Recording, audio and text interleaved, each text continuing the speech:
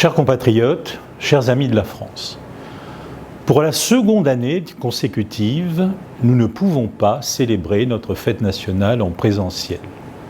À l'occasion de mon premier 14 juillet à Bangkok, j'aurais bien sûr souhaité recevoir les représentants de la communauté française et des corps constitués à la résidence, comme cela est la coutume.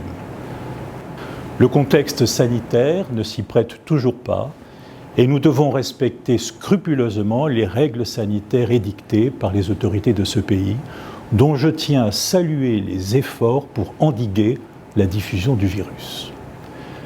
La mission première de l'ambassade est plus que jamais de répondre aux attentes de la communauté française. Dès mon arrivée, j'ai tenu à sillonner le pays pour venir à sa rencontre. Je me suis rendu d'ores et déjà à Khon Kaen, à Udon Thani, à Chiang Mai et à Phuket et poursuivrai dès que possible mes déplacements, notamment pour accompagner la prise de fonction de nos 3 nouveaux consuls honoraires. Ces visites de terrain m'ont permis de mieux cerner les besoins en cette période de crise sanitaire et économique. Occasion de souligner l'importance du dispositif d'aide sociale SOS qui est prolongé jusqu'à la fin de l'année, de notre action en faveur des associations venant en aide aux Français, dont celles d'entre elles viennent de recevoir une subvention globale de plus de 50 000 €, des allocations mensuelles versées aux plus défavorisés et des bourses scolaires dont le montant s'élève à plus de 1,6 million d'euros pour l'année scolaire 2021-2022 et concerne 239 élèves. Comme vous le savez, l'ambassade a organisé récemment une campagne de vaccination gratuite pour les Français de Thaïlande âgés de 55 ans et plus. Plusieurs milliers de nos compatriotes ont été vaccinés et ceci de manière inédite dans 8 hôpitaux, dont 7 à l'extérieur de Bangkok. Cette campagne n'a été possible que grâce à l'engagement des autorités françaises, mais aussi du soutien des autorités de ce pays que je tiens à remercier solennellement, car elles nous ont accompagnés, y compris en acceptant de délivrer des certificats de vaccination qui permettent d'intégrer les personnes concernées dans le pass sanitaire en Thaïlande. Je tiens également à remercier les agents de l'ambassade qui n'ont pas compté leur temps pour rendre cette campagne réalisable, ainsi que les consuls honoraires, les îlotiers et les bénévoles qui ont permis de mener à bien cette opération. Pour autant, cette campagne n'est dans mon esprit qu'une première phase. À l'heure où je vous parle, le ministère de l'Europe et des Affaires étrangères travaille activement à l'élargissement progressif de la vaccination à tous les Français de l'étranger de plus de 18 ans dans les pays où l'offre locale ne permet pas un accès aux vaccins homologués par l'Union européenne. C'est pour moi une priorité. Même si les options vaccinales disponibles en Thaïlande sont susceptibles de s'élargir dans les mois à venir, ce dont il faut se réjouir, je n'aurai de cesse de faire en sorte que les Français de Thaïlande puissent bénéficier de nouvelles options proposées par la France. Nous y travaillons activement. Soyez assurés dans ce cadre que l'ambassade reste plus que jamais mobilisée pour répondre à vos attentes et ne manquera pas de revenir vers vous dès que nous serons en mesure de le faire. Dans le même temps, je rappelle que tout compatriote a la possibilité, lors de ses jours en France, d'accéder à la vaccination dans les mêmes conditions que l'ensemble des résidents en France. Au-delà de notre action pour la communauté française de Thaïlande, je tiens à souligner la mobilisation diplomatique de la France dans le cadre de notre stratégie Indo-Pacifique, de notre engagement européen et de notre relation avec l'ASEAN. La France s'est engagée dans une démarche de solidarité internationale pour assurer un accès équitable aux vaccins contre la Covid-19 en tant que bien public mondial. La France s'est également mobilisée dans le cadre de l'approche One Health, une seule santé, qui vise à tirer les conséquences des interactions entre santé humaine, santé animale et santé environnementale dont la crise actuelle a démontré les ravages. L'ambassade est particulièrement impliquée dans ce cadre via un projet régional mis en œuvre par la France en Asie du Sud-Est et via notre engagement au sein de la Commission économique et sociale des Nations Unies pour l'Asie et le Pacifique, dont le siège est à Bangkok et dont notre pays est membre fondateur. Santé, environnement et climat sont étroitement liés. 2021 est à ce titre une année charnière face à l'urgence climatique, mais aussi pour la préservation de la diversité biologique, particulièrement riche en Thaïlande.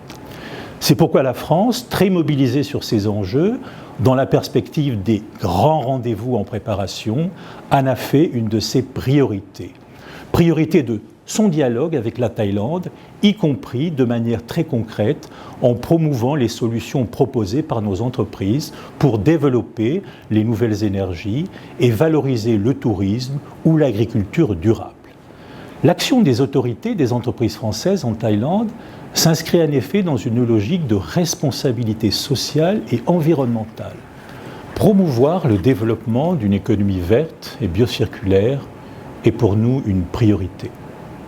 C'est le sens de l'action de l'Agence française et de développement qui soutient à Phuket des projets de mobilité urbaine durable.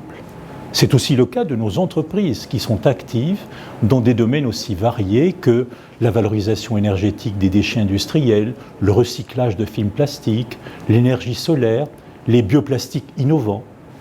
Nous sommes également mobilisés pour aider ce pays à améliorer la sécurité routière, un enjeu national important pour les Thaïlandais, mais aussi pour tous les étrangers, expatriés et touristes.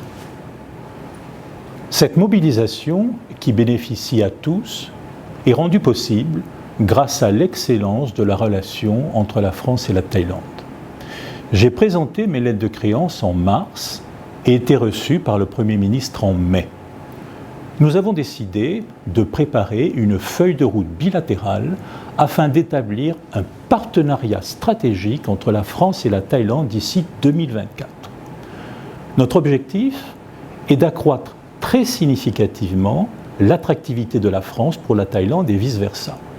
Ce qui signifie plus d'échanges à tous les niveaux, économiques, culturels, scientifiques, universitaires, plus d'initiatives conjointes pour promouvoir un monde plus durable, mais aussi des efforts pour changer l'image respective que chaque pays a de l'autre, en se tournant plus largement vers la jeunesse et en faisant le pari de l'innovation. La reconstruction économique, écologique et sociale post-Covid de la France s'inscrit dans cette logique. Le baromètre de la France, publié le 7 juin dernier, place à nouveau notre pays au premier rang européen pour l'accueil des investissements internationaux.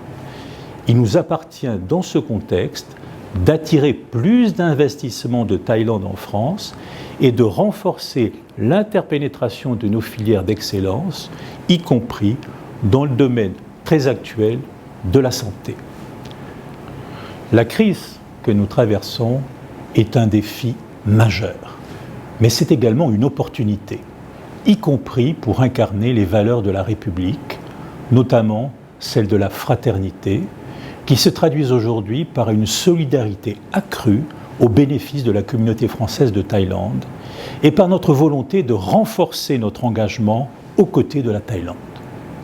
Je ne doute pas que vous ayez à cœur de soutenir cette dynamique, ce dont je vous remercie. Vive la République, vive la France.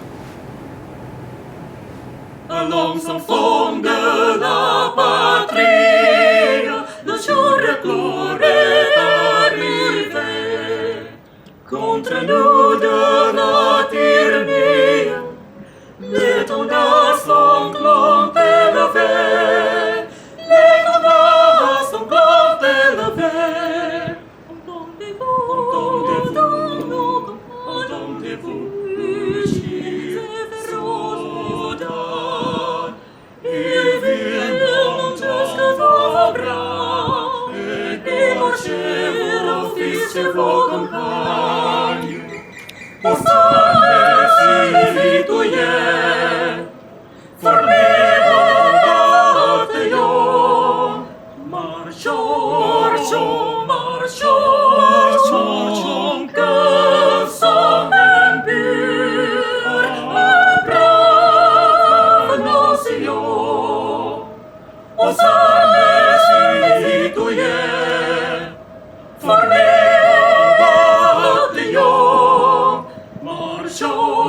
marchons,